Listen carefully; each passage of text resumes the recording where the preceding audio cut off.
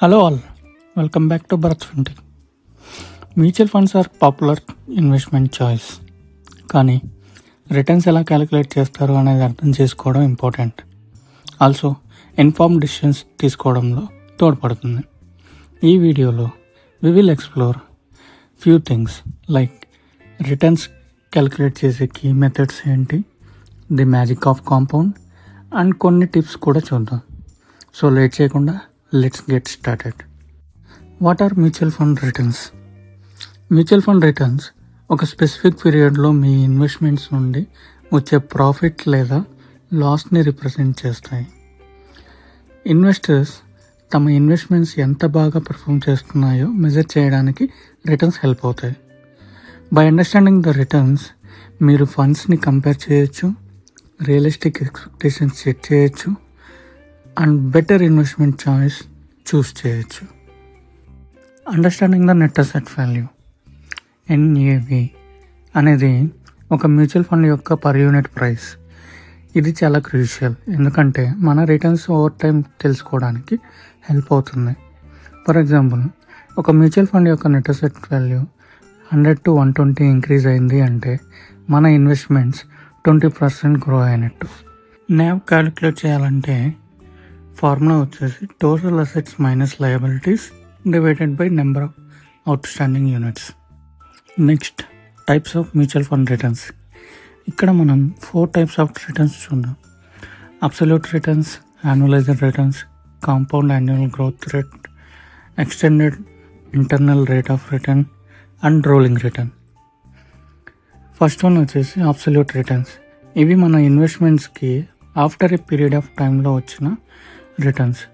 For instance, మీరు ఒక 10,000 invest చేస్తే అది ఒక 6 monthsకి 12,000 అయితే ఇందులో absolute return 2,000 which is 20%. Formula to calculate absolute return is ending NAV value minus beginning NAV divided by beginning NAV into 100. Second, annualised returns. ఇక్కడ over the years మనకు వచ్చిన రిటర్న్స్ని స్టాండర్డైజ్ చేస్తాయి.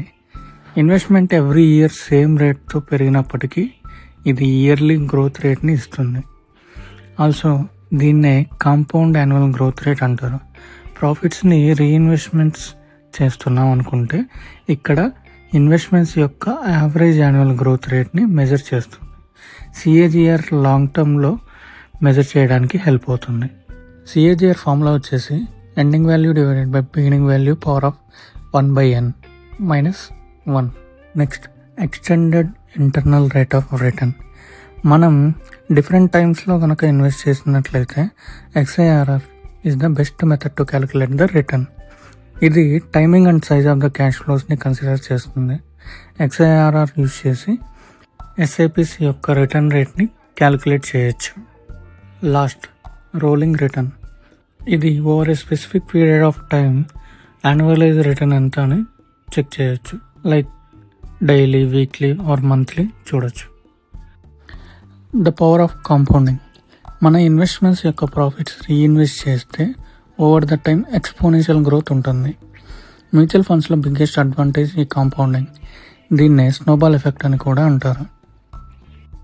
నెక్స్ట్, యాన్యువల్ రిటర్న్స్ని ఎలా అసెస్ చేయాలి అంటే వచ్చిన fund రిటర్న్స్ని వాటి bench mark ఇండెక్స్తో compare చేయాలి. ఆ టైంలో మార్కెట్ కండిషన్స్ కంటెక్స్ట్లో రిటర్న్స్ ఎవాల్యుయేట్ చేయాలి. ఫండ్ ఎక్స్పెన్సెస్ని అనలైజ్ చేయాలి. దీనివల్ల నెట్ రిటర్న్స్ పైన ప్రభావం ఉంటుంది. ఇదంతా ఓకే.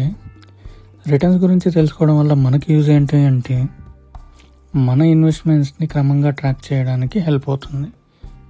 నెక్స్ట్, ఫండ్స్ని కంపేర్ చేయొచ్చు. అలానే మన లాంగ్ టర్మ్ గోల్స్ రీచ్ అయ్యేలా పోర్ట్ఫోలియో బిల్డ్ చేయడానికి యూజ్ అవుతుంది. That's it for today. ఈ ఇన్ఫర్మేషన్ మీకు యూస్ఫుల్ అనిపిస్తే don't forget to like, share and comment. For more such content please subscribe to our channel Bharat Fintech. Until then, thanks for watching and happy investing.